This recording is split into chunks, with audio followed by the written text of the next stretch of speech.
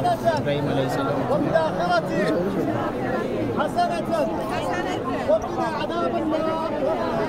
Tapos na tayo. After ng 7 na ikot, lalabas na kayo, papunta na kayo ng Safa Marwa.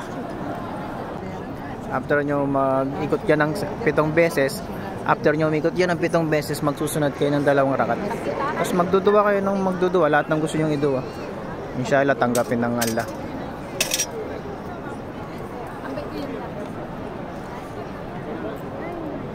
So after nyo magsunod, pupunta na kayo sa Safa Marwa.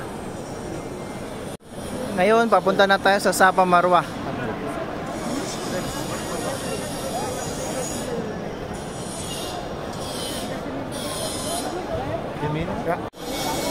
So ito ang daan papuntang Safa Marwa. So susundan mo lang yung mga tao para hindi ka maligaw kung saan sila papunta.